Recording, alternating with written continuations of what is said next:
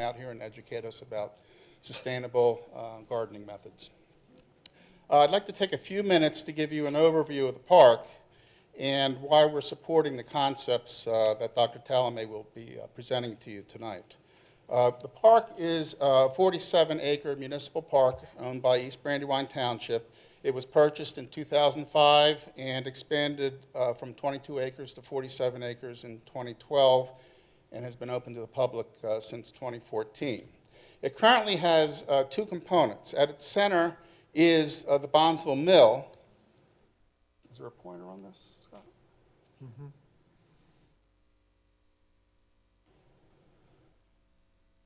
At the center is the Bondsville Mill, which operated as a textile mill for over 100 years, starting in 1841.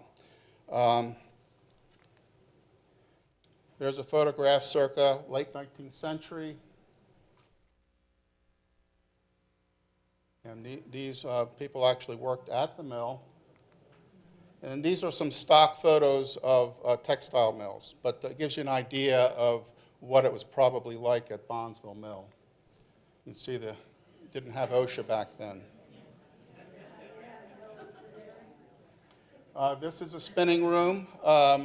This is the building that we've finished, that we've completed and have occupancy for at the park now. And this is probably what the room looked like at one point. This building is no longer there, but at one point it housed 64 Dobby looms, weaving machines, and the floor probably looked something like this. So this was a pretty substantial mill. It made a lot of different materials throughout its history. Its tendrils extended far beyond this area. They made name brand jeans of the day, material for Civil War uniforms, supported the war efforts, bomber jacket linings. They made plush material. And they had there's a World War II memorial there to recognize all of the workers of the mill that had given service in World War II. So it was a pretty significant mill. Now around the mill is a natural area that has a well-marked 2-mile trail system.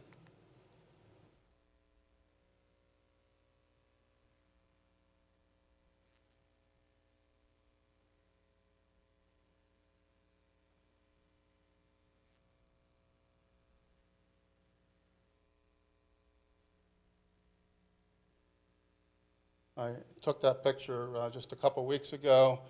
We had LL Bean out to lead a hike, so we're teaming with organizations like LL Bean to run programs at the park. And we have picnic areas. This is the one by the entrance. And this picnic table is far down the Blue Trail, to the south end of the park. There's Charlie Lindsay, one of our volunteers, putting the bench together. And we were on the schedule for Chester County Day in 2017. These are picnickers at the park. Our gardens, the gardens focus on native species plants that support pollinators, and we have a butterfly garden there that includes milkweed, and we have an established colony of butterflies, but quite a few beautiful, beautiful flowers, quite a few pollinators. Monarch butterfly caterpillar, chrysalis, monarch butterfly chrysalis. We have an incubator at the park where we collect the chrysalises and protect them from predators. I photographed 6 different kinds of butterflies in one day at the park. So if you come out in the warmer weather, you'll see the remarkable variety that there is out there. Hummingbirds. Catbird. Now, the development of the park has been driven by a dedicated core of volunteers with the skill sets needed to reach the goals set out in the master plan for the park project. And the master plan was done in 2010. And while the primary driving force of the project is the volunteers, almost all the labor at the park is volunteer time. The support of the township and grants from various sources have been essential to its success. Now, this was the condition of the spinning room close to the time that it was purchased, the park was purchased. You can see how what kind of bad shape it is in. Our volunteers working on the building.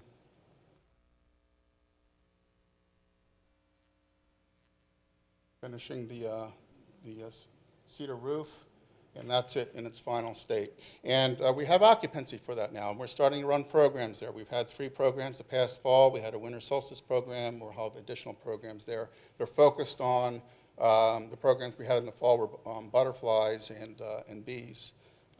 So we're looking to educate the people about nature and get people enthusiastic about that. This is, we have a library in Building A now too, the spinning room. So it's geared towards nature books that kids can come in and lend out. We've teamed with Downingtown Library to run the library for the park. So this is Building C. This is a 3-story mill building that the water came in the back of this building, turned the wheel, and powered the mill, and then exited back to Beaver Creek. This is the condition that it was in. Our volunteers doing work out there. I just took this Monday. We're just finishing up, reaching the peak of the roof. There's still some work to do over the stair tower. And our gardening crew. Sandy Moser runs the gardening group at the park. And all the gardens, if you've been to the park, the gardens are because of her. She's designed these gardens, and she maintains them with her group, and she has designed them based on the teachings of Dr. Tallamy. So this is an example of what we're doing at the park. So those are the 2 existing components of the park, the mill and the natural area around it. These are the gardening volunteers. It's events that we've had in the spinning room at the park. And here is Sandy. To the right there is tagging monarch butterflies. So we tag butterflies. They migrate down to the south, we think Mexico. And I don't know if we've had any reports. In theory, if they find a butterfly with a tag on it, they report the number, you know where your butterfly went. So we're anxious to see what comes out of that. Now, the third component of the park is going to be a horticultural area that we're going to install in the 1-acre area in front of the mill buildings. And the gardens are going to be focused on the theme of sustainability using low-maintenance native plants, and the setting will be for social events with themes such as music and crafts. And more importantly, it's going to be used to teach the community about sustainable planting methods that supports our ecosystem. The project is being led by a horticultural subcommittee within the Bondsville Mill Park, and the committee is headed by renowned plantsman David Culp, and includes leading horticulturalists from the region. So this is the concrete pad before those buildings were removed. That's what it is today. The oldest buildings are going to be the backdrop for this garden. And there's a rendering by Kai Peterson for what the gardens may look like in the end. And this is from the other side with a rendering from Adrian Martinez showing the concept. You see people in there. We expect to put a stage in the brick building. So there's the horticultural committee. David Culp is holding the poster, and Sandy Moser's up front and to his right, and she's a key part of the park.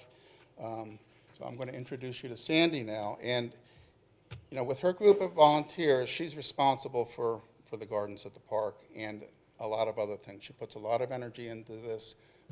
She's a real asset to the team. And she is the one that put together this event tonight. So, Sandy.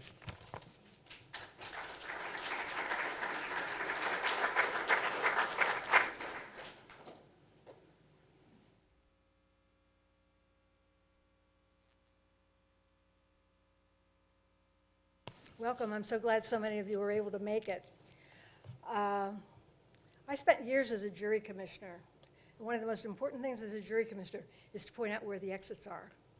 There's one back there, one up here, and two that you came through. So now we're all set on that now, Scott?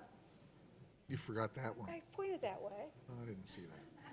10 years ago, Dr Tallamy spoke to the Westchester Bird Club and began his presentation saying, you might wonder why a man that studies bugs has been invited to talk to a birding group. He then told us the story of the chickadee. His presentation that night turned my home gardens completely upside down. Now the gardens, as Jim said, the gardens at the Bondsville Mill are a testament to Dr. Tallamy's influence. It's wonderful that those who help me on a weekly basis back here had the opportunity to hear from Dr. Tallamy tonight, because basically they just hear me say we have to do this and we have to do that. What we're doing at the Bondsville Mill Park with the gardens and with the landscape is very, very important. And after this presentation, I'm sure that they're going to agree that it's, you know, why I refuse to allow some plants in the garden and stick with what I'm doing. While the mill gardens are a work in progress and the gardeners are learning as they go, the gardens also have numerous plantings in bloom now. We've had a witch hazel blooming now for several weeks. Shortly, the golden Alexander, sweet woodruff will start to bloom. In the summer, we have any number of plants leading the way with our milkweed, thank goodness we have milkweed, because I know it's supposedly hard to transplant and everything, but boy do we have milkweed. And it's just pretty much taking over. We also have dandelions, which we leave the dandelions alone. We don't spray at all. This sign is something that I had made, and it's posted in several of the gardens. Come September, you'll see the goldenrods and the asters, and they are just simply alive with our pollinators. Our park visitors are continually amazed at all of the insects activity among the gardens and among the flowers, especially the number of butterflies that they see. And many have said they never see butterflies in their own yard. Well, we know why that is. They need to plant natives. Put out the welcome mat, and they will come, won't they, Dr. Tallamy?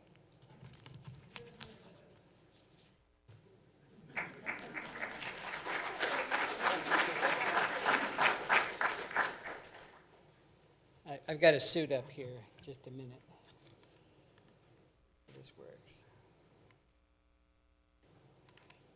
Does this roll? Yes. Let's just roll it over here.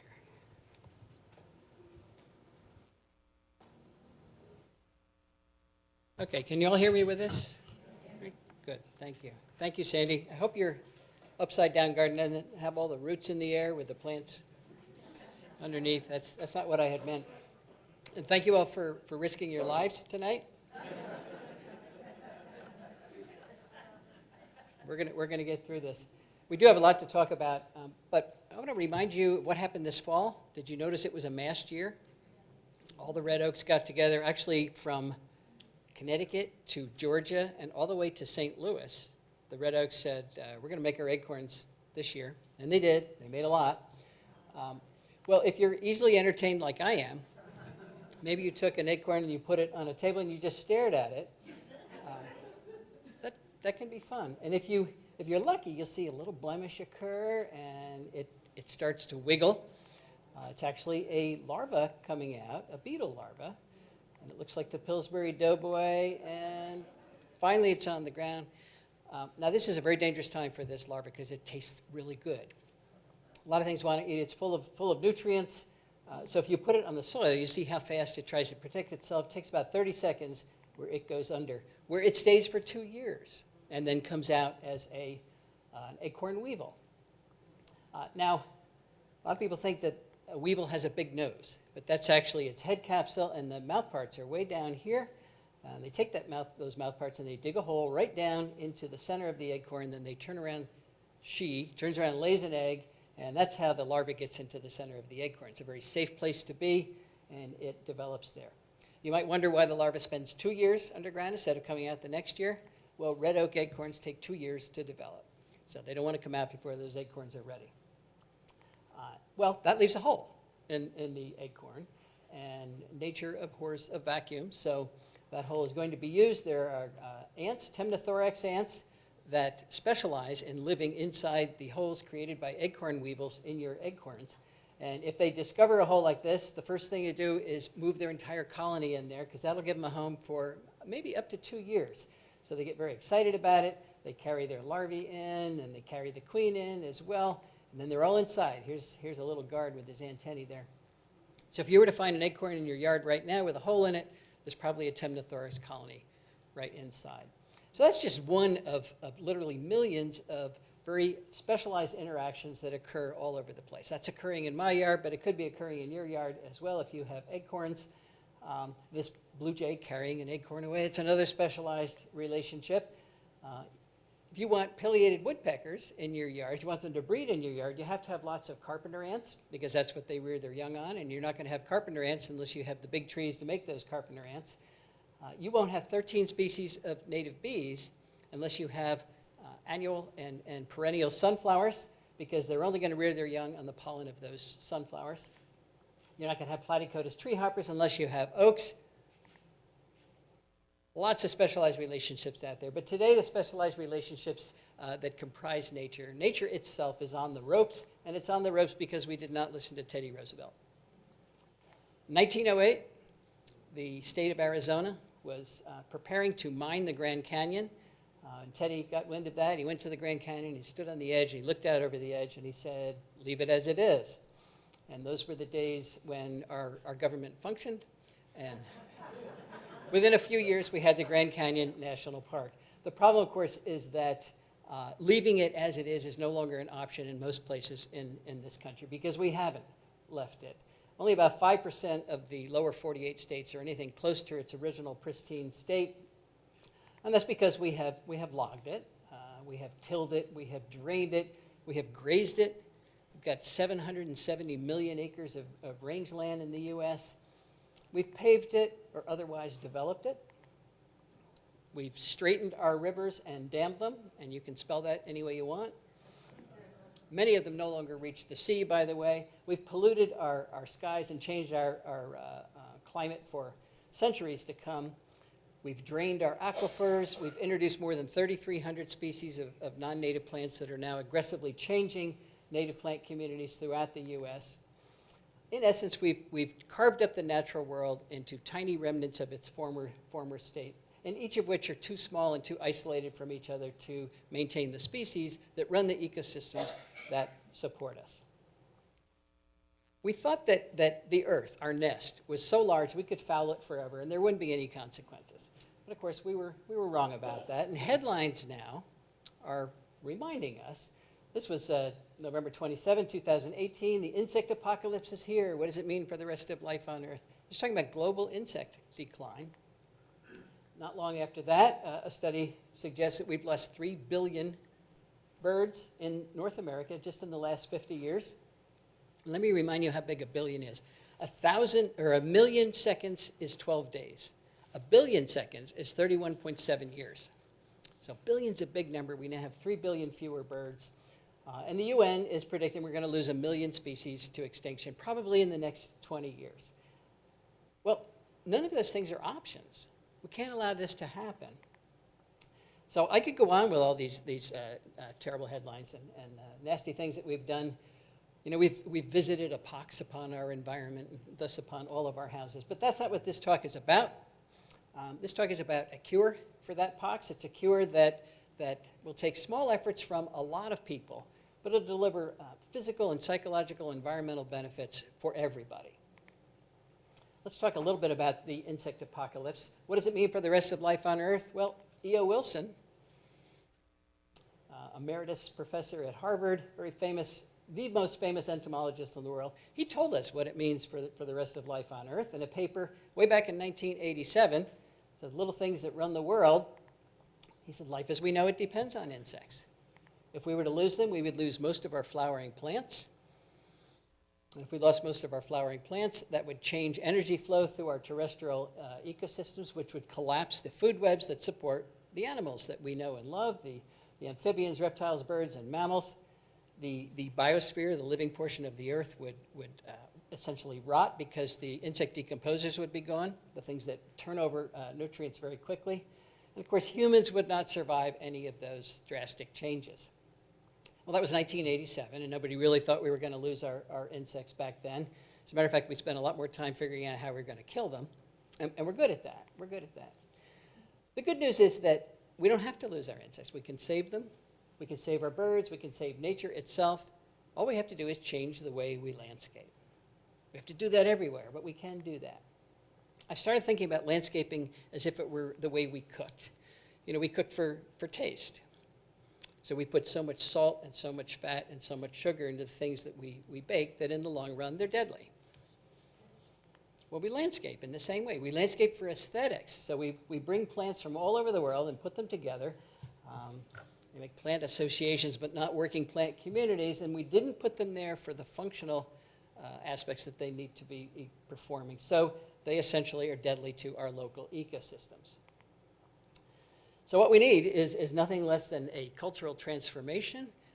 We have to stop harming the environment. We get that. We no longer can tolerate that at all. But just stopping isn't good enough. A neutral impact is not good enough because we've already destroyed so much. What we have to do is put it back together again. We have to actively restore ecosystems, and we have to do that everywhere, including where we live, where we work, where we play, a little bit where we farm.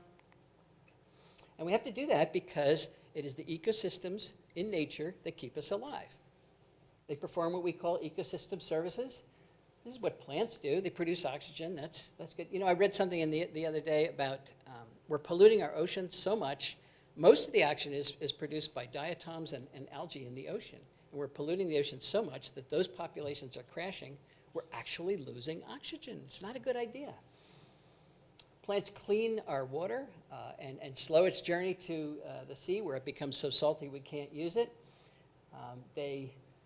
One of their most important ecosystem services today is to capture carbon and pump it into the soil.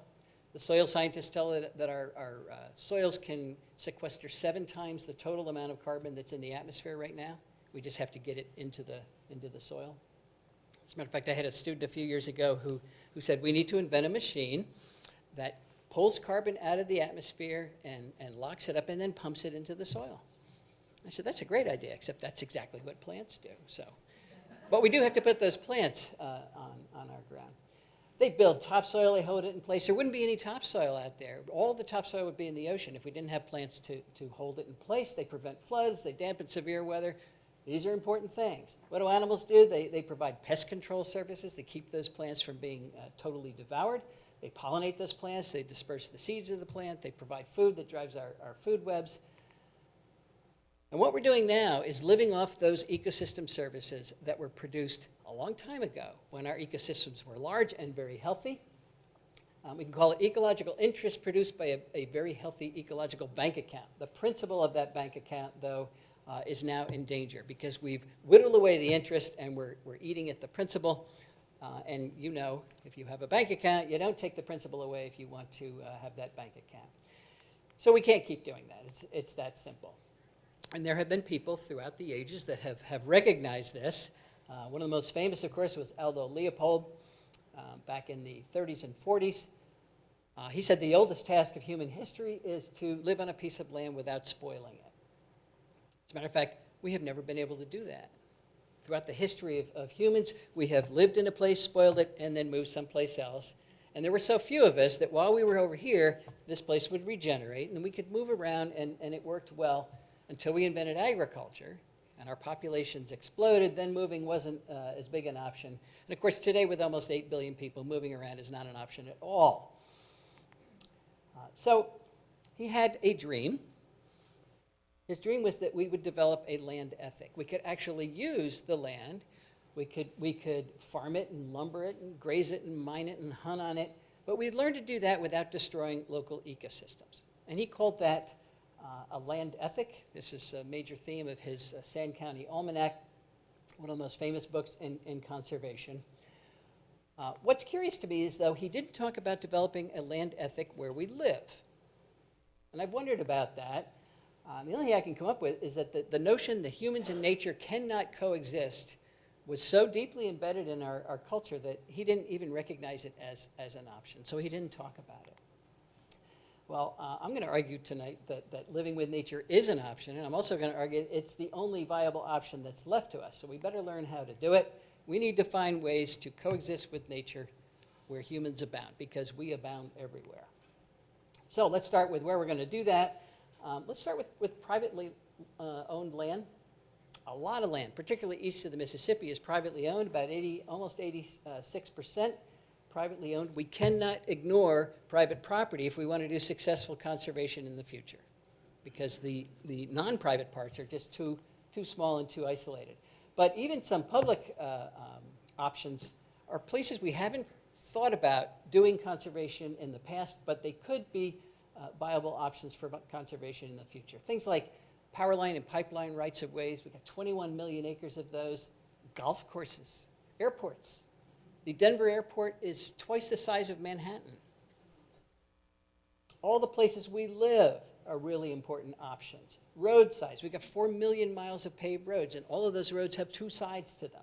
Railroad rights of ways. If you add up all of the acreage there, that's 599 million acres that could be centers of conservation if we started to think a little bit differently. How big is 599 million acres? Well, it's bigger than Vermont, plus New Jersey, plus Maine, Virginia, New York, Georgia, Florida, Oklahoma, Montana, plus California, plus Texas combined. So not having a place to do this is not our problem. We can do this in lots of places. And notice, I'm not talking about agriculture here. I'm just talking about the non-ag places that we've kind of tossed aside as if they weren't important. Every once in a while I give a talk with Rick Dark, and not long ago I did that someplace. I think it was Iowa. And he had some definitions up there. He said, wilderness is the absence of humans. Okay. Wildness is the absence of control. This is the part that I zoomed in on. Wildness is a renewable resource, and that's what we're talking about here. We're talking about putting wildness, and by that we mean rebuilding ecosystem associations that can then take care of themselves. They don't have to have constant input, and we can do that in a lot of places. Will those ecosystems look exactly like what was at that spot 400 years ago? Almost certainly not, but that doesn't matter. You can still put functional ecosystems back almost everywhere. So what we're talking about is restoring nature, and in order to do that we have to restore all parts of nature, but some parts are more important than other parts. They're building blocks that other parts of nature rely on. So let's start with those first. And in terms of rebuilding food webs, caterpillars are key. Who says caterpillars are key? I do, and I'm giving this talk. So. But I'm not the only one. Dan Jansen, way back in 1988, pointed out that caterpillars are transferring more energy from plants to other organisms than any other creature. So if we took those caterpillars away, there's going to be a lot of hungry animals out there. Let's talk about those chickadees that Sandy talked about. Carolina chickadees really like to rear their young in caterpillars, and if they're in a really healthy environment with lots of caterpillars, they'll rear them almost exclusively on caterpillars. And they are not exceptions. It's turning out that most birds rear their young on insects, and most of those insects are caterpillars. And we actually have data to support that now.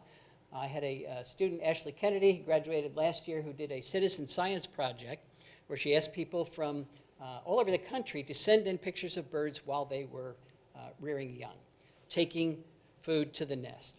We got a lot of good photographers out there, like John McNamara over here, who contributed a number of pictures to this study. She ended up with almost 7,000 pictures. And what you're looking at are the data from 20 families of birds, 20 common families of birds. And the green bars are the percentage of the nestling diet in those families that turn out to be caterpillars. And in 16 of the 20 families, caterpillars dominated the diet. So if we took caterpillars out of the environment, 16 of the 20 bird families up here would be in big trouble. So caterpillars are really important. There are other insects out there, but birds are focusing on caterpillars. Why? What is important about caterpillars? Well, there are a number of things important. One is that most of them are relatively soft. So if you think of this guy as a sausage with a very thin wrapper, the thin wrapper is exoskeleton, which is undigestible. Birds don't want a lot of exoskeleton. So you get a lot of food with very little undigestible matter. And if it's soft, you can stuff it down the throat of your offspring without fear of injuring it. And if you've ever watched a bird feed their young, they're pretty rough. It's like a plunger. They're also relatively large prey items. One medium-sized caterpillar is equal to the biomass of 200 aphids. So you want to chase 200 aphids around, or you want to get one caterpillar? They are nutritious. They're very high in fat, very high in protein, very low percentage of chitin compared to many other insects, particularly beetles. Beetles are not like little sausages. They're like little tanks. And they've got a lot of sharp edges there, so not much food involved. And it turns out they are the best source of carotenoids for birds during the breeding seasons. Now, I mention carotenoids not because I love organic chemistry, but because I'm a vertebrate. You're a vertebrate. Birds are vertebrates, and vertebrates don't make carotenoids, yet they are essential components of our diet. And that's why my wife, Cindy, who's sitting right over there, tells me I have to eat my carrots to get my beta-carotene. I have to eat my tomatoes to get my lycopene. I have to eat whatever that is to get my lutein. And she makes sure I eat all of that stuff because they stimulate my immune system. When I have lots of carotenoids, I am much healthier, and that's important today. They're antioxidants. They run around our body and protect our DNA from oxidative damage. They improve color vision. When your mother said, eat your carrots, you will see better, she was right. She didn't know she was right, but it turns out she was right. Improve sperm vitality. Who doesn't need that? Improve sexual attractiveness. Now let's talk about male birds, like this male prothonotary warbler. He's had access to lots of lutein, which he turns into pigments and puts in his feathers. And the brighter yellow he is, the more ladies he attracts. The prey items that birds bring back to the nest are not equal in their carotenoid content, which means birds may be focusing on things with the most carotenoids. These first two bars here are the carotenoid content of caterpillars, followed by orthopteroids, things like crickets and grasshoppers. Here's the adult caterpillars, the moths and butterflies, much lower in carotenoids because they're not eating green leaves. It's only the caterpillar eating green leaves that has them. Here are spiders. They're important components of bird diets, but lower carotenoids yet. Here's the earthworm way down here. So the early bird gets the worm, but he doesn't get any carotenoids when he gets the worm. Do birds care about this? Well, Ashley did another study where she put GoPro cameras on the roofs of bluebird houses, which took one picture every second. So when the bluebirds came in with food in their mouth, it got a picture of them. Well, she had a lot of cameras and a lot of bluebird pack boxes, and she did it for 3 years, so she actually had 9 million pictures to go through. But out of the 9 million pictures, she had 7,628 pictures good enough where she could tell what the prey item was. And this is the relationship between the frequency with which the prey items brought back, caterpillars the most frequent, and the amount of carotenoids they have in there. Very good relationship, which suggests that for birds, caterpillars may not be optional parts of the diet. It's looking like they're essential components of the diet. And that means if you're a breeding bird, you're not going to be able to breed successfully if you're in an environment without enough caterpillars. And that means we have to know what enough caterpillars is. And again, we go back to chickadees. We have data for chickadees, but there's data for a lot of birds in this regard. They're all pretty much doing the same thing. It takes thousands of caterpillars to make one clutch of birds. In the case of chickadees, it's only 1/3 of an ounce, tiny little bird. 6,000 to 9,000 caterpillars just to get them to the point where they leave the nest. After they leave the nest, the parents continue to feed the babies another 24 days, but they're flying all around, so nobody's counted those. So that's a lot of caterpillars. And if you want chickadees breeding in your yard, they forage about 50 meters from the nest. So that's a lot of caterpillars you have to have in your yard if you want to have breeding chickadees or breeding anything else.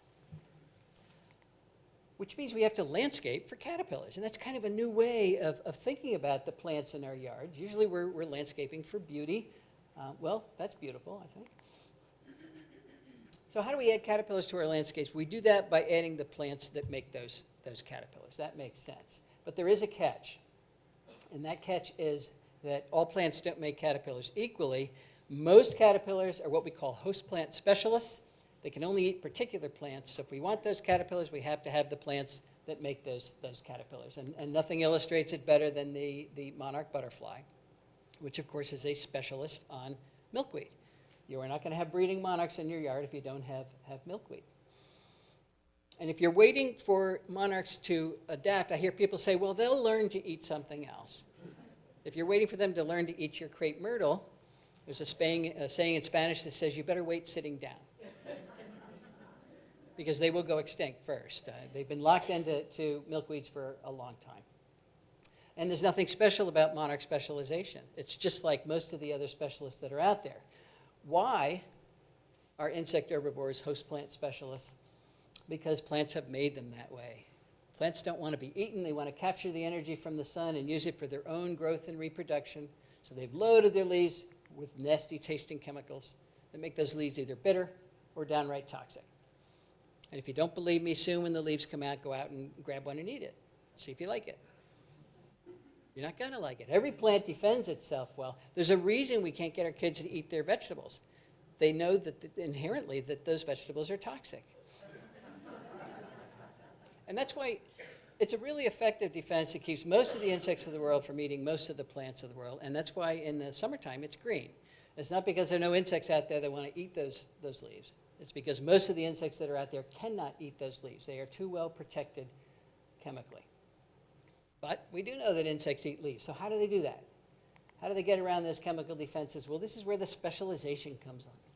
They pick one or two plant lineages that are sharing a common cocktail of chemical defenses, and they get good at getting around that particular type of defense. They build specialized enzymes that store and excrete and detoxify those compounds, behavioral adaptations, life history adaptations that minimize their exposure to those compounds. But it takes a long period of exposure to those plant lineages for all those adaptations to fall into place. It does not happen overnight. You might say, well, how many caterpillars are specialized? Because we have some generalists out there. Well, ecologists have been guessing about this for the last almost 50 years now. The common guess is around 90%, but there's been very little hard data to actually show that. We actually have some data now, and I'm going to show it to you. It's based on host plant records for the 7,000 species of moths and butterflies in North America that we have host plant data for. So imagine this is a continuum, and at this end of the continuum you have an absolute generalist. It can eat 100% of the plants it encounters. And at this end of the continuum, you've got an absolute specialist. It can only eat one of the plant lineages that it encounters. And then you've got everything in between. This red splotch here is the actual distribution of host plant use in the Lepidoptera, the moths and butterflies in North America. Let's expand that a little bit. This is the percentage of plants that are actually used. These two moths here are introduced species. They're our most generalized species. Here's the Io moth. It's the most generalized native moth. And the most generalized moth is only eating a little bit more than 4% of the plants that it encounters. Most everything is eating way less than 1% of the plants that it encounters. So most people have called these generalists because they can eat a number of plants, but not compared the number of plants they can't eat swamps the ones that they can eat. So it's looking like even our generalist caterpillars actually are quite specialized if we look at all the plants they cannot eat, which means when we bring a plant over from Asia or from Europe and say, here, learn to eat this, they can't do it. They can't do it. All I'm trying to say here is that plant choice matters, and I'm going to give you some examples of how the proper plant choice actually works. I'm going to start with our house in Oxford, Pennsylvania. We have 10 acres. That's what it looked like before we moved in. This whole area was mowed for hay. But with the building of the house and changing properties and everything, it was out of mowing for 3 years. And during that 3 years, it looked like this. With all the invasives that came in, that's a tangle of Oriental bittersweet and multiflora rose. And that's Cindy there getting ready to take it out. And she has essentially cleared our 10 acres, which gives me the option of bringing in the plants that I want to bring in. And I want to bring in the plants that are going to make pretty caterpillars, because that's what I do. So this is one of them. This is the Canadian owlet. I wanted to take a picture of it. Didn't have any Canadian owlets, so I had to put the plant that would bring Canadian owlets to our property. That's what the adults look like, by the way. They look like leaves. So I had to plant meadow rue. It's the only thing they eat. It's a specialist. I planted meadow rue, and I figured, well, I don't know how many years it's going to take for Canadian owlets to find this meadow rue, because there's no meadow rue around us that I know about. Never saw a Canadian owlet before. So I planted Canadian owlets. I went out and looked at them after about a month, and they were about this tall, and they were defoliated. Canadian owlet had found it right away and was doing really well. And now we have a thriving population of meadow rue and Canadian owlets. Same thing with the goldenrod stowaway. I wanted the goldenrod stowaway on our property because I think it's a pretty moth. But it only eats, that's a misnomer, by the way. It has nothing to do with goldenrod. It eats that plant. That's what the caterpillar looks like. That plant is Biden's aristosa. You might call it ditch daisy. So I planted some Biden's aristosa. Took a year for the goldenrod stowaway to come, but we now have a good population of them. I wanted hackberry emperor because it's a butterfly that ought to be at our house. It wasn't. That's what it looks like because we didn't have its host plant, which is celtis, which is hackberry. So we planted some hackberry, and that took about 3 years for them to come. But we now have hackberry emperors. I did not plant goldenrod. It came in on its own, but along with the goldenrod came all the things that eat goldenrod, like the brown-hooded owlet and the Arcigera flower moth, the goldenrod leaf miner, the goldenrod gall moth. This is what I'm waiting for, goldenrod flower moth. It's a very localized species. That's what its caterpillars look like. And I've been waiting, now we're pushing 20 years here. This is, it's like waiting for the ketchup to come out. It's anticipation. And it's fun. I go out every year. Where is the goldenrod golden moth coming this time? Not yet. We got the Ragalides goldenrod gall maker. That's the gall that it makes. So if you have goldenrod now, you see those swellings up there. You cut it open, there's a nice juicy larva in there. And it's a very important plant to have in your property during the wintertime because when you forget to fill your bird feeder, that's what keeps the chickadees and the titmice and the downy woodpeckers going. They know what's in there, they peck it open, and this is what it looks like. In a few months, there'll be almost no actual flies in those galls. The birds have taken them all. I planted Virginia creeper because I wanted to get a picture of Pandora's Sphinx, again, because I think it's pretty. And I planted on our back porch. I also wanted to get a picture of its adult.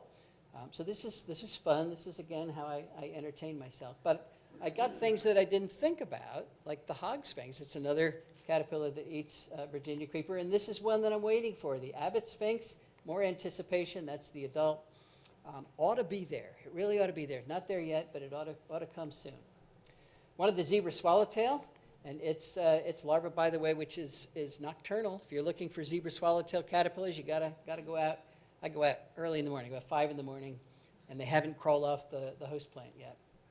Well, they're pawpaw specialists. You have to have pawpaw. We planted pawpaw, waited 9 years for them to come. The nearest population I knew of was 26 miles away, but they finally got there. In the meantime, I got the pawpaw sphinx. I didn't know there was a pawpaw sphinx. We also got lots of pawpaws. Then finally we planted oaks. Not finally, we planted lots of lineages, but oaks turned out to be the most powerful plant. That's the Bedford oak in New York. They're arguing about whether it's 400 years old or 500 years old. Your oaks do not have to be that big in order to attract the moths that are driving our food webs. But when I started planting oaks, none of which, by the way, are more than 19 years old at this point, we got the solitary oak leaf miner, juvenile's dusky wing, the yellow-shouldered slug, the orange-headed epicalema, the red wash caterpillar, the yellow-vested moth, the orange-tufted oneida, the spiny oak caterpillar, the two-spotted oak punky, the variable oak leaf caterpillar, the red-humped oakworm, the orange-humped oakworm, the pink-striped oakworm, the delightful dagger moth, the pleasant dagger moth, the lesser oak dagger moth, the greater oak dagger moth, the streaked dagger moth, the afflicted dagger moth, the crown bucolatrix, the white blotch heterocampa, the oblique heterocampa, the red-lined panapoda, the laugher, and many, many more. And no oak is too small. I found this last year. This is the crocus geometer standing on the ground eating a seedling pin oak. So people say it's not big enough. Look, it'll serve them right away. So this is that's the angle that I took that first picture from when we moved in. This is what it looks like now. We do have some lawn here. We're very traditional. But all those plants we put in have brought in the moths that support our bird food webs. And I'm actually starting to count the species that we have at our house, and I'm up to 905 species. We're not done yet. It'll probably top out around 1,000, but I don't get too many more during the winter, so we'll start counting again soon. And because we have all of that bird food, we've recorded 55 species of birds that have bred on our 10 acres. So it works. But I know what you're saying.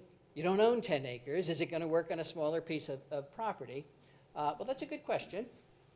This is Margie and Dan Terpstra's house in Kirkwood, Missouri. They're in a very typical suburban neighborhood. But they built a little bubbler in their backyard. Their yard was, it's 0.6 acres. It was filled with bush honeysuckle. That's the major invasive out in near St. Louis. They got rid of the bush honeysuckle. They put in their native plants, and they put in a little bubbling feature here. And they have recorded 149 species of birds, 35 warbler species. So just as comparison, at our 10 acres, I've recorded 8. So they're doing really well on their little 0.6 acres in Kirkwood, Missouri. What about urban yards? That's another good question. Let's go to Pam Carlson's yard, who lives right next to one of the runways in O'Hare Airport in Chicago. Her yard is even smaller. It's 1/10 of an acre. That's 3 times smaller than the average lot size in U.S. It's 1/2 block from Chicago's Kennedy Expressway. There's absolutely no connectivity with her little splotch of land there, with any other type of natural area. Well, she added 60 native plant species, a water feature, and she's recorded, I've heard that's an old figure, I think she's up to 113 species of birds, including a woodcock. So if you want to see a woodcock, go to Pam's yard next to O'Hare, and you can see one. But what about the middle of a city, urban centers? Well, I was looking at this butterfly weed in 2014, and that reminds me, we have a marketing issue with our native plants. We call them all weeds, which gives us cultural permission to kill them all. So we're not going to call this butterfly weed anymore. We're going to call it Monarch's Delight.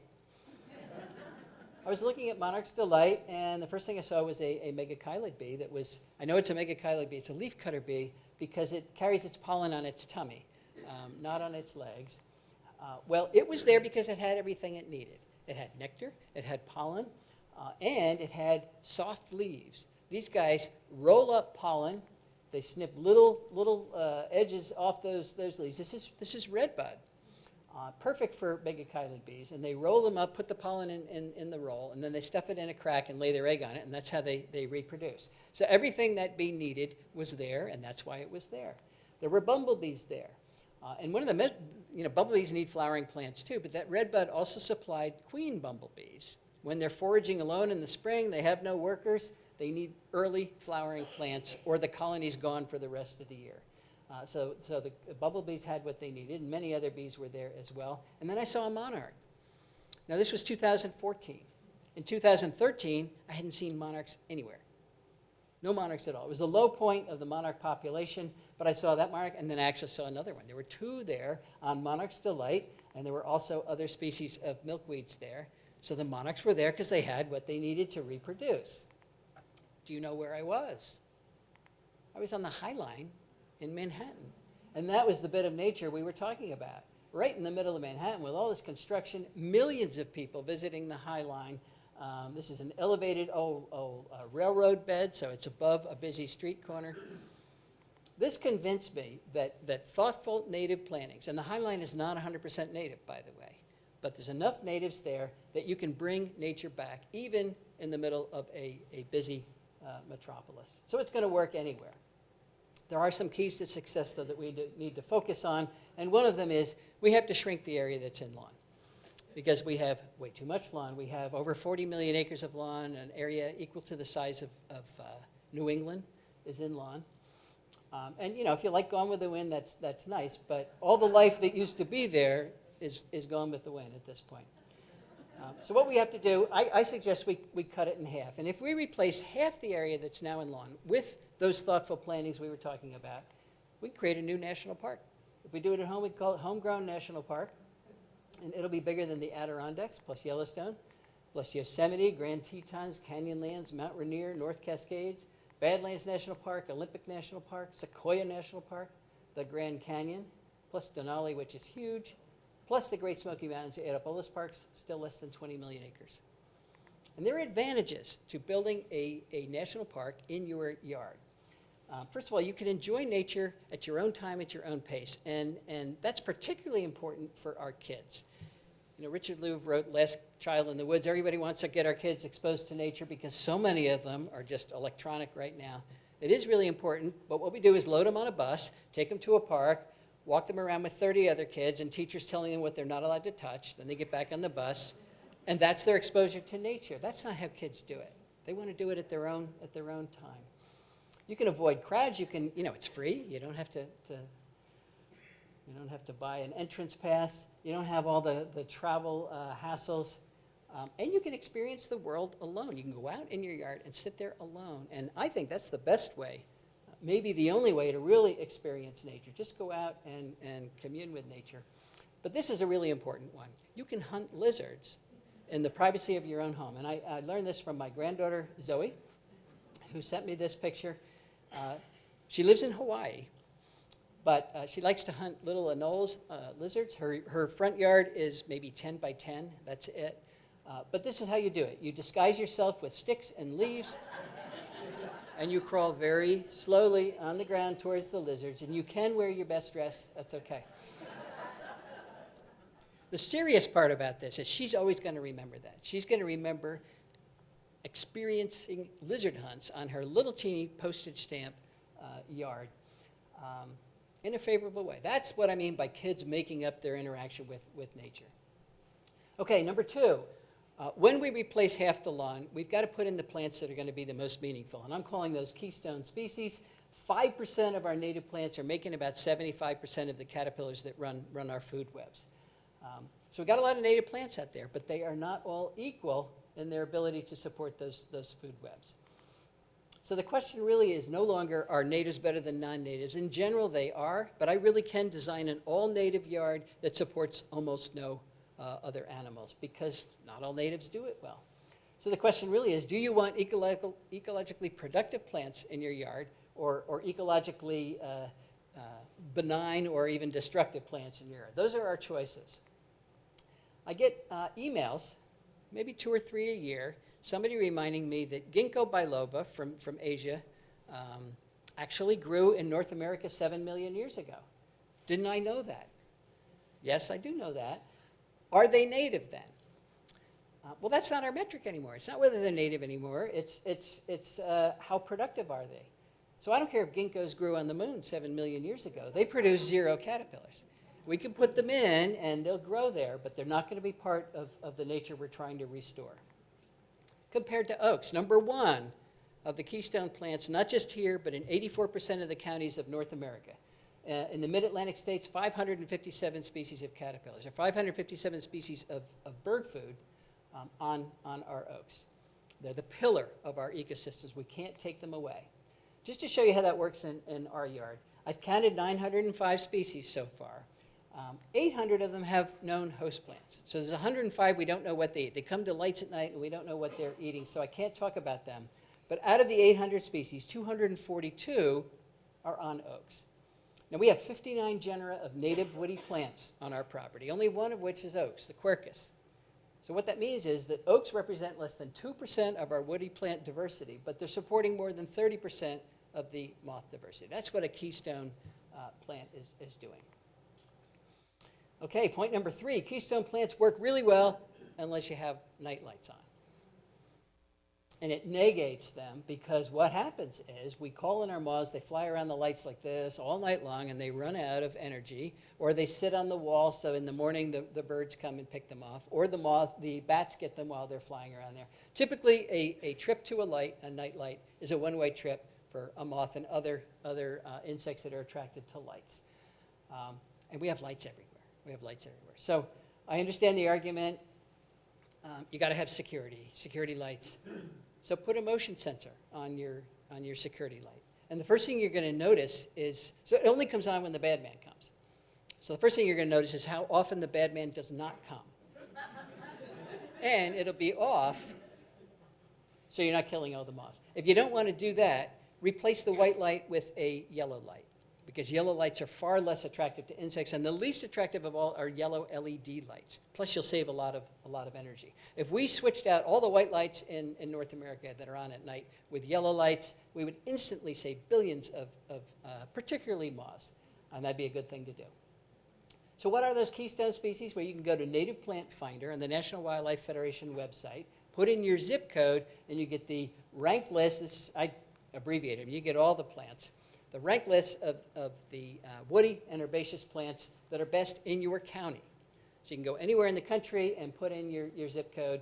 Now notice I'm saying native oaks here, native cherries. You can buy an English oak or a Chinese oak. They're for sale. You can buy non-native cherries and non-native weeping willows, not a native willow. We did a study where we compared native plants with their non-native congeners in a common garden to see what the loss would be if you do plant that non-native oak, and so on. And it turned out there's 68% reduction in insect use, even though those plants are closely related. So there is a loss if you don't stick with the natives. You know, we have over 90 species of native oaks. Why you have to plant one from China is beyond me. And then also the top-ranked herbaceous plants, too. So here, these three right here, goldenrods and our asters and our sunflowers, not only are the best in terms of making caterpillars, they're the best in terms of supporting specialized bees, too. You can support over 30 species of specialized bees in your yard if you have those three genera of plants. Number 4, we have to landscape in a way that allows our caterpillars to complete their development. This is something we're just starting to think about. So I live in Chester County. Is this still Chester County? You live in Chester County. There are 511 species of caterpillars in Chester County that use oaks. Some of them, like the polyphemus moth, complete their life cycle on the oak tree. And so there's the caterpillars eating the leaves. It spins a cocoon that hangs from the branch. Then it emerges as an adult and does it all again. And I wish everybody did that. But it turns out that 480 of those species, 94%, don't complete their life cycle on the tree. They fall from the tree, and they pupate in the soil. The caterpillar wiggles beneath the soil when it's nice and loose and makes a pupa. Or it spins a cocoon in the leaf litter. But when we landscape like this, there is no leaf litter, and the ground is mowed and compacted and trampled. And my guess is, even if caterpillars are developing up here, they're falling down and not making it to adulthood. So this becomes an ecological trap everywhere we landscape like this. And of course, the cement landscape is even less attractive. And I'm not trying to discourage the use of plants in cities. I'm trying to discourage the use of cement landscaping. And that's the worst thing we could do for our watershed. So we're doing this because we're lazy. Nobody wants to take care of it. This is typically what we do. We put a tree in the middle of a big lawn, and we're actually going to start measuring this summer what the survivorship of caterpillars in a situation like that is. But I can guarantee it's higher in a situation like this, where you have a tree, you've got a layered landscape. You've got your native azaleas and your ferns and your ground cover. This is where you can do your spring ephemeral gardening, because you're not going to trample that. You're not going to mow it. You're not going to squish the caterpillars, and the soil gets nice and loose. They can tunnel under there. Survivorship will be much higher. This is where you can put in your ground covers, like your wild ginger, your mayapple, native pachysandra, and that'll really boost the survivorship of those moths. Another thing we've learned is that there really is room for compromise, and this comes from work from my recent PhD student, Desiree Narango, who studied chickadee reproduction in the suburbs of Washington, D.C., inside the Beltway. What she did was look at how well chickadees, their nesting success in relation to the plants where they were nesting. And she could control where they were nesting by putting up nest boxes. They're tree hole nesters, and tree holes are in short supply in Washington, D.C. So when you put up a box, the birds really tried to use it. So she could compare landscapes that were largely non-native plants with landscapes that were largely native plants, and this is what she found. When they were largely non-native plants, they produced 75% fewer caterpillars. So right away, that reduced the amount of food for the chickadees by 75%. They were less likely to have, 60% less likely to have breeding chickadees at all. The birds came and looked around, and these are probably second-year birds who knew enough about how to forage for food. And they said, there's not enough food here. We're not even going to try to nest here. If they did try, they laid 1.5 fewer eggs. Those clutches were 29% less likely to survive. The nests, if they did survive, produced 1.2 fewer fledglings, and it took them 1.5 days longer to mature. And when they left the nest, they were lighter than the babies in largely native habitats, and that meant they were less likely to survive once they left the nest. So you might say, well, those are differences, but not huge differences. But when you put them all together into a population growth model, this is what you get as a percentage of the non-native plant biomass in your landscape, from no non-natives to 100% non-native. This dotted line is replacement rate. That is the rate at which the chickadee population has to make babies to replace the adults that die every year. If you make babies at this rate, you have a sustainable population. It's not growing, but it's not shrinking, and it can go on forever. If you make babies over here, and more babies than adults dying, you have a growing population, but if it's below the line, you have a shrinking population, an unsustainable population. Right here is where those lines overlap. It's about 30% non-native plants. And that's the compromise I'm talking about. If you have 70% native plant biomass, you can have a sustainable bird population. But you can have 30% non-natives. You know, I looked up the word compromise in the dictionary the other day. It's not there anymore. We can put it back. We can put it back with this study because you can have your crepe myrtle. You can have your boxwood. You can have those favorite plants. It can't be invasive. We're not going to allow that. Those are ecological tumors. But, you know, and a lot of people love particularly their annuals, the beautiful annuals. They're very low amount of biomass. It's not going to ruin the landscape if you have that oak in there. So this is the compromise we're talking about. If I stood here and said, you are not allowed to have any non-native plants, it'd be a much smaller audience. So we're not saying that. That's good news. Can native plants be used in formal designs? I got this email the other day. This is from the land manager. I'm terrible at names, so I don't remember who it was. I don't remember where this is, but he's in charge of this replica of the Gardens of Versailles, and he's sneaking native plants into the design without telling anybody. So here's Joe Pyeweed. His goal is to make it all non-native and see if, or all native and see if people like it. And I think he's going to be able to do it. Formality is a function of the design. It's not a function of the plants in the design. Our native plants are used in non-native. Our native plants are used in formal designs in Europe all the time, and I guess it's okay over there because they're non-natives over there. But can we get a pollinator garden into a typical suburban lot like this? Well, this is another email I got the other day. Yes, we can. You just put a fence around it, and all of a sudden it looks okay. That little bit of formality makes people happy, and then that's pretty. This is the type of tweaking we've got to do. Are there any landscape architects or designers here? Okay, figure out how to do these things that will make people want to do it, and it'll work. Can municipalities help us live with nature? Of course they can.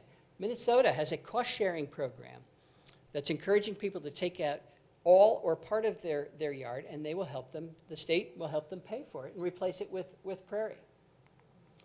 There's an island off Florida that's paying its residents to protect the burrowing owl. You let the burrowing owl burrow in your front yard, and we'll pay you. This is the way the Endangered Species Act ought to be written, where you get carrots for housing an endangered species instead of sticks. Missouri has a bounty on cow repair. If you bring in, I think you only have to take a picture of it. You can cut it down, bring in your picture, and they'll give you a free replacement plant. I think they should actually give you some money. But and Missouri also has a 1/8 cent sales tax that is dedicated to conservation. They have one of the best, they may have the best conservation set of programs in the entire country because of that 1/8 cent sales tax. It provides a lot of money. Everybody could be doing that. I think we made 3 missteps in the early years of conservation, and by early years I mean the last century. And one of them is that we've assumed nature is important, but not essential. Not essential. When I was in Cincinnati, at the Cincinnati Zoo, there was a wall-size poster. This is saving wildlife for future generations. And I have this, I hear this all the time. We want to save the rhinos so that our kids can see them. We want to save cheetahs so that they can see them. But that suggests to me that nature's there just for entertainment. We want to save nature so we have future generations.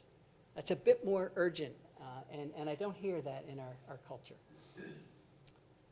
Point number 2, we've assumed that humans and nature cannot coexist. We already talked about this, but when you do that, you confine nature to tiny little places where there aren't any humans, and that makes those preserves too small to actually sustain the nature they need to sustain.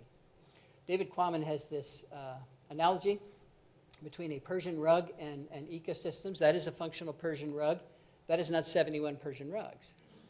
That's 71 scraps that aren't doing anything, and that's pretty much what we've done to our ecosystems. Roy Dennis is a land manager in England who recently said that land ownership is more than a privilege, it's a responsibility. And what he's talking about is the way we've divided up land on planet Earth. That's the biosphere of our planet. If the planet was an egg, the biosphere would be thinner than an eggshell. So it's a tiny little space, and that's where all the life on the Earth is, and it may be all the life in the universe. It's certainly all the life that we're ever going to interact with in the universe, right there on the biosphere. But we have chopped it up into private land ownership. So Tom owns this, Dick owns this, Harry owns that, Mary owns that. Okay, well, what Roy's saying is, along with that land ownership comes the responsibility of stewarding all the life in the universe. And I can't think of a more awesome responsibility than that. Privately owned land and the ecosystems within which they exist are essential to everybody's well-being, not just the landowner. If you abuse your own property, the negative effects of that don't stay on your property. If you harbor invasive species on your property, they don't stay there. They're out there wrecking things everywhere. So that's something that we have not been thinking of in the past. We got property rights. You're allowed to do whatever you want on your property. No, you're not. Not when it hurts the greater good. The UN designates biosphere reserves as places of ecological significance, and I hate that language because it suggests there are places on planet Earth with no ecological significance. Not so. Every place has ecological significance, including your yard. So what we need to do is glue together our Persian rug here by putting the proper plants, rebuilding ecosystem function in between those parks and preserves. And I'm not talking about just making biological corridors where animals can move back and forth. I want them to be able to live in between these spaces. And that means the populations within those preserves are bigger, so when they fluctuate, they won't disappear anymore. This is critical to the future of life on Earth. Our third misstep was to leave Earth stewardship to a few specialists, not seeing it as an inherent responsibility of every human being. Everybody here on planet Earth depends entirely on the quality of our ecosystems, which means everybody has the responsibility of being good Earth stewards. I just don't see an alternative to that. It doesn't mean you have to save biodiversity for a living, but you really can save it where you live. And I like this approach because it empowers each one of us. And it's good because it's going to take each one of us. But it also shrinks the problem down to something that's manageable. Just worry about your own property. Or if you don't own any property, you live in a city, worry about your local park or preserve. That makes it manageable. Cut your lawn in half, get rid of your invasive species, put in a pollinator garden, and put in those keystone plants. And you don't have to do it tomorrow. Do it as a hobby over the next several years. And we'll be 85.6% done east of the Mississippi. So as property owners, each of us has the power to fix landscapes like this. We have the responsibility to fix landscapes like this. But whether or not we do that is going to determine nature's fate in the future and our own fate. You are nature's best hope. Thank you very much.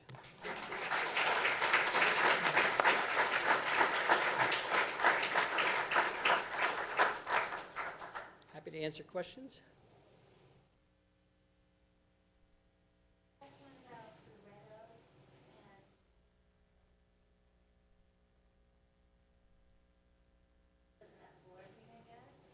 There's a disease, oak leaf scorch, that's hitting the red oak group.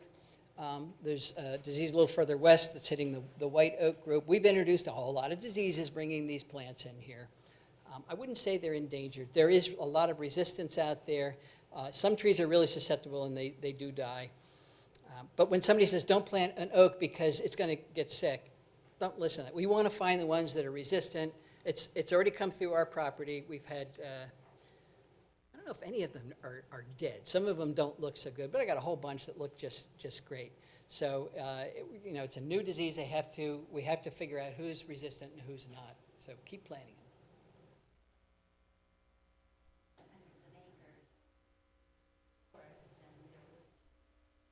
Some of them. They're not losing hundreds of acres of it. Or if they are, I haven't heard about that. It's not like the chestnut blight. It's not like the chestnut blight that did take out all the chestnuts, although they had a lot of help with that. the loggers saw the chestnuts were dying, so they cut every one of them down, which meant that 1 or 2% that were resistant were gone. Big mistake. Yes? What do you think about pesticides getting rid of invasives? Herbicides, well, I tried to do it on our property without herbicides. We had a Celastrus Oriental Bittersweet with a diameter like this. As soon as we signed the papers for the property, I ran out there and I cut it. Didn't put anything on the stump. That was 20 years ago. We are still fighting the offspring of that. They're coming up from the root stock. You have to kill the roots of these guys. If you don't, they don't go away. So if we can find ways to kill the root stocks without herbicide, I'm all for it. I did try it for years, but I'm getting old. So I think of herbicides like chemotherapy. You can say, I refuse to use chemotherapy and die, or you can give it a try. What I do is try to minimize it. Cut the stump, paint it on there. I really don't spray at home because you're always hitting on targets. We're trying to encourage other things, so we don't want to kill them with herbicides. The problem with herbicides is that we misuse them. We abuse them all the time. Do you know when you buy fertilizer for your lawn, there are herbicides in there?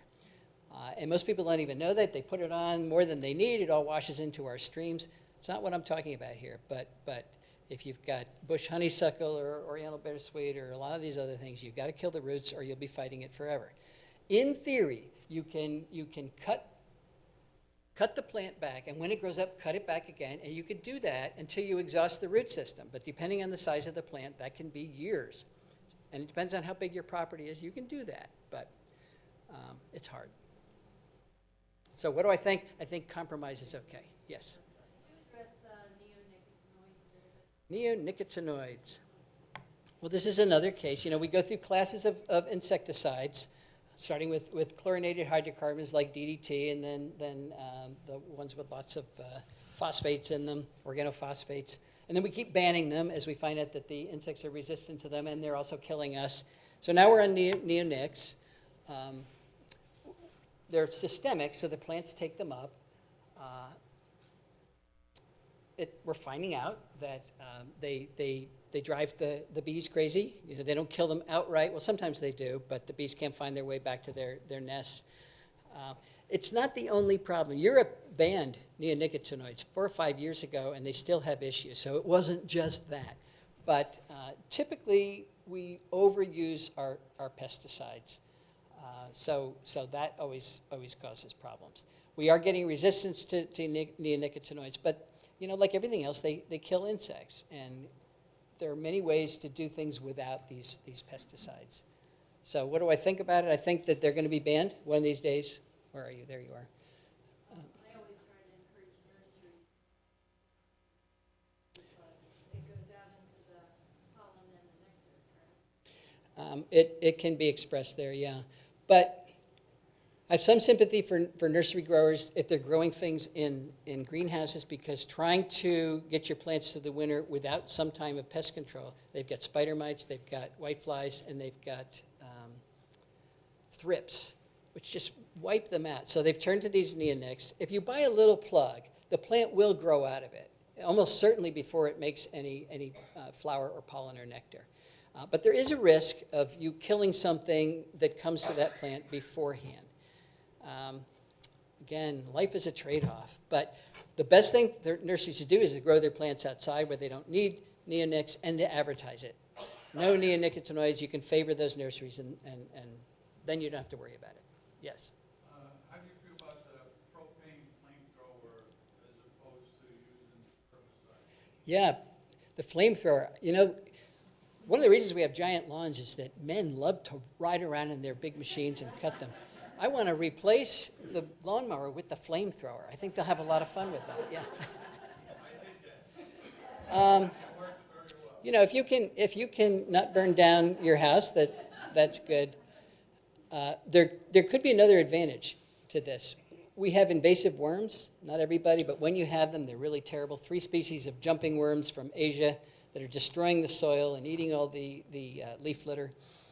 Well, they're annuals. They overwinter as egg cases in the soil, and there's some evidence that fire can actually kill them. So if you have invasive worms, flamethrower, do it.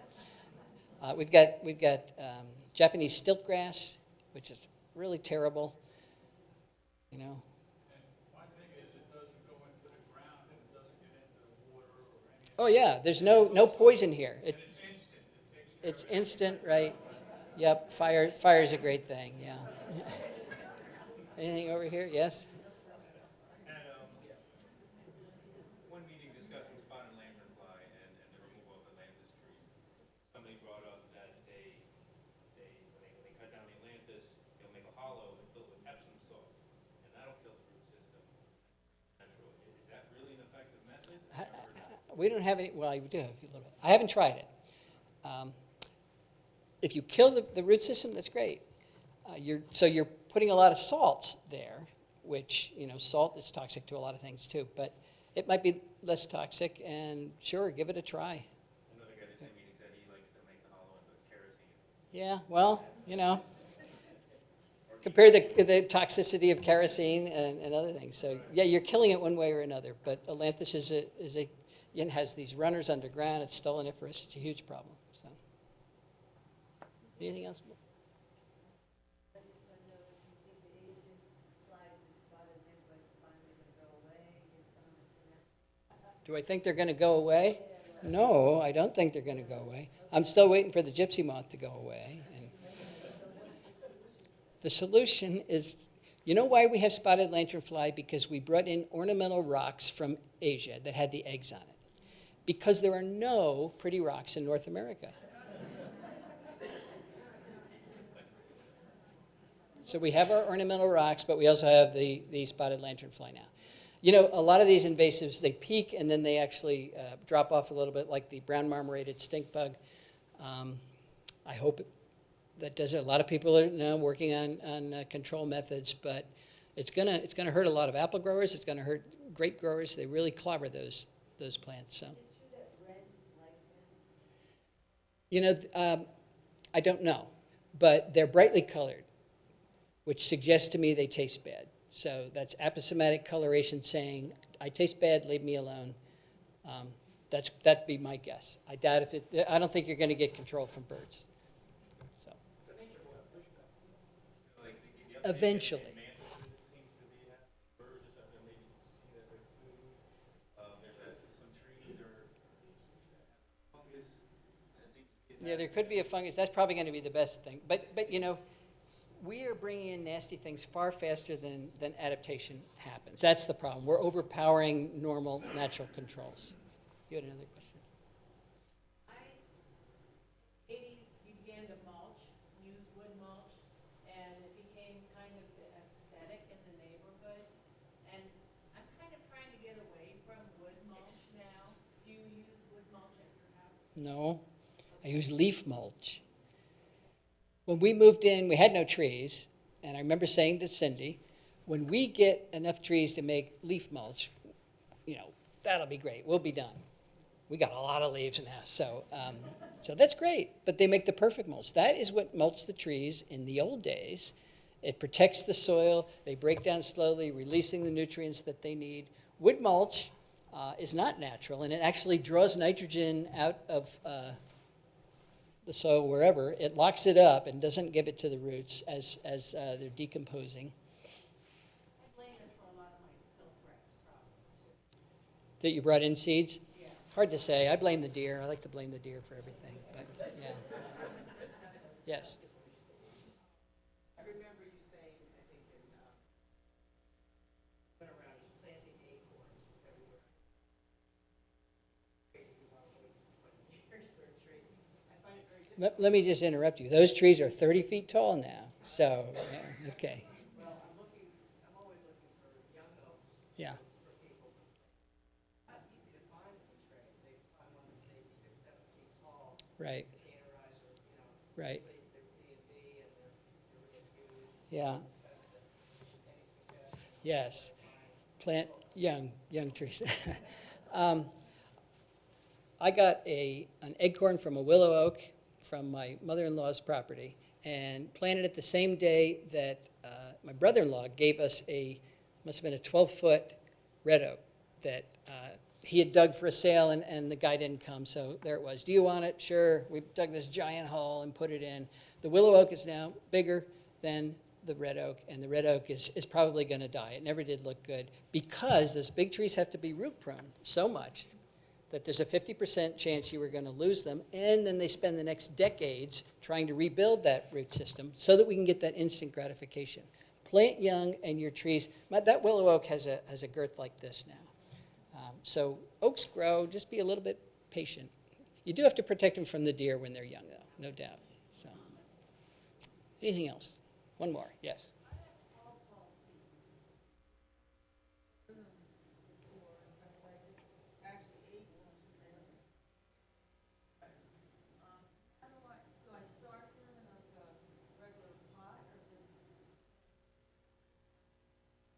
Yes. Oh, yeah. Okay, a lot of pawpaw seeds have a 2-year, they'll rest for a year before they germinate. So we got, Cindy likes a lot of pawpaws, ate a lot of pawpaws. We planted them, nothing happened. So we ended up throwing them all out in our compost heap. And now we have pawpaws everywhere. So they all germinated, and I'm starting to complain about a pawpaw monoculture. So, but you have to be a little patient. I even did I heard, well, they have to pass through a vertebrate gut before they'll germinate. So I gave that a try. They germinate without that. So, but yeah, just plant them, and plant them where you want them because they will come up. It's a big seed, and they grow pretty quickly once they get going. Okay, thanks very much.